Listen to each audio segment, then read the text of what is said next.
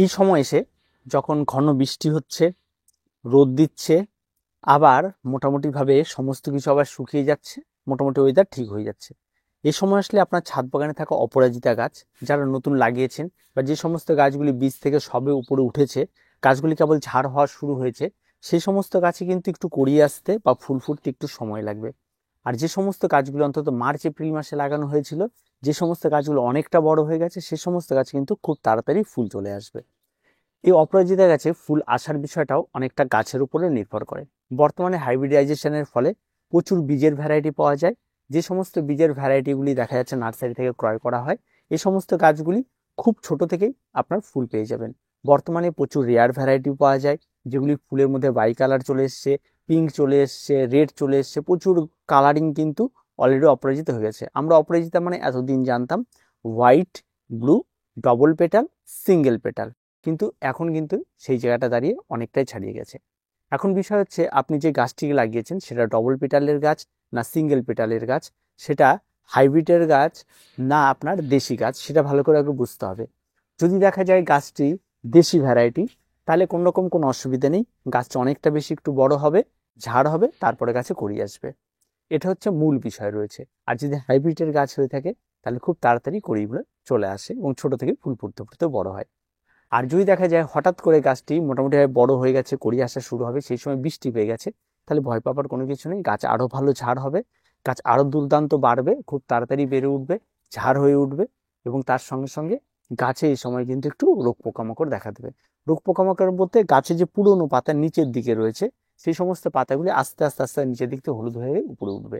এটা খুব স্বাভাবিক একটা রোগ। নিচের দিকের পাতাগুলিতে একটু ছেটে দেবেন, অন্তত মাটি থেকে অন্তত আপনি 1 হাত, যদি বড় গাছ হয়ে থাকে একটু খেয়াল রাখবেন এই পর্যন্ত পাতাগুলিকে ছেটে শুধুমাত্র ডালটিকে রেখে দেবেন, উপরের দিকে সমস্ত কিছু করবেন। গাছে অ্যান্টিফাঙ্গাল স্প্রে করবেন, ব্লাইটক্স যেটা পাওয়া যায় সেই ব্লাইটক্সটা স্প্রে করুন। 1 লিটার জলে 2 গ্রাম নিয়ে সুন্দর করে গাছটিকে ভালো করে স্প্রে করুন। স্প্রেটা কখন করবেন? যখন দেখবেন বৃষ্টি হওয়ার সম্ভাবনাটা একেবারে কমে গেছে বিকালের দিকে, তখন এইভাবে স্প্রেটা আপনি করে দেবেন। অনায়াসে করা যায়, খুব ইজি বিষয়।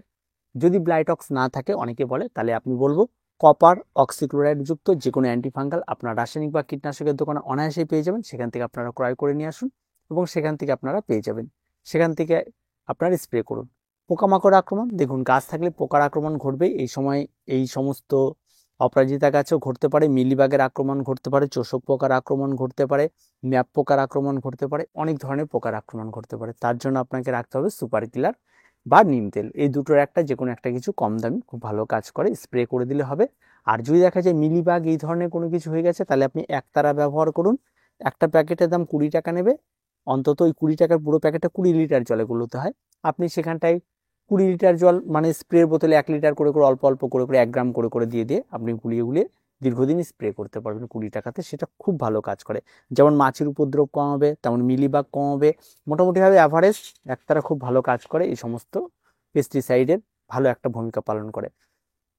এবার তার পরবর্তীতে যে সমস্যাটি আপনার তৈরি হবে সেটা হচ্ছে গাছের মাটিতে। গাছের মাটিতে জল জমছে কিনা সেটা ভালো করে দেখবেন। যদি হালকা জল জমে থাকে কোনো সমস্যা তৈরি হয়, যদি চ্যাপচ্যাপা জল জমে থাকে, কন্টিনিউ বৃষ্টি হয়ে যাচ্ছে, কন্টিনিউ জমে থাকে, তাহলে কিন্তু গাছ ঝিমিয়ে পড়বে, গাছের রুট সিস্টেম নষ্ট হবে।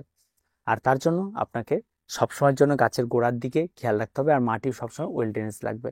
আর মাটি ওয়েলডেনেস না থাকলে সেখানে কিছু কিন্তু করার থাকবে না, আবার নতুন করে আপনাকে তুলে ভালো করে ওয়েলডেনেস মাটি কিন্তু আপনাকে বসাতে হবে। আর যে বিষয়টা থাকবে এখানটায়, যে ফুল তাড়াতাড়ি আনার কোনো ব্যবস্থা আছে, কিন্তু দেখুন ফুল তাড়াতাড়ি আনার তেমন কোনো রকম ব্যবস্থা নেই। আর যদি কেউ বলে যে এই খাবারটি দিন খুব তাড়াতাড়ি গাছে ফুল চলে আসবে, এমনটা বিষয় নেই। গাছ ম্যাচিওর হবে, গাছে ফুল আসার সময় হলে অটোমেটিকলি চলে আসবে। আর গাছের ফুল আপনি দেখতে পাবেন কি করে? গাছের কাছে যাবেন, খুব ভালো করে দেখবেন, এক ধরনের ছোট ছোট দেখবেন পাতার সাইড দিয়ে বের হয়, সেগুলো কুড়ি বলা হয়। প্রথম অবস্থা আপনি দেখলে বুঝতে পারবেন না, তারপরে হুট করে দেখবেন পরে যখন কুড়িগুলো বড় হবে তখন ঝেঁকে কুড়ি আসে। আর এই সময় গাছে আপনারা খাবার দিতে পারেন, যে কোনো মিক্স খাবার দিন, হাড় গুঁড়ো, শিংকুচি, নিমখোল সবকিছু 1 চামচ করে মিশিয়ে নিন, আর তার সঙ্গে ভার্মি কম্পোস্ট 2 চামচ দিয়ে পুরো খাবারটাই গাছে দিয়ে দিন। কোনো ভয়ের কিছু নেই, অনেক বেশি খাবার হবে তেমনটা নয়, পুরো খাবারটাই গাছে দিয়ে দিন।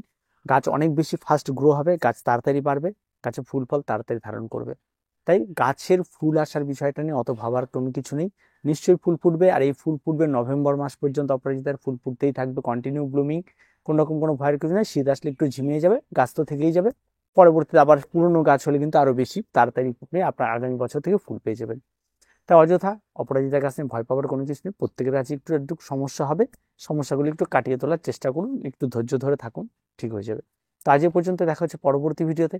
প্রত্যেকে ভালো থাকবেন, প্রত্যেকে সুস্থ থাকবেন, আর চ্যানেলটিকে অবশ্যই সাবস্ক্রাইব করে রাখবেন।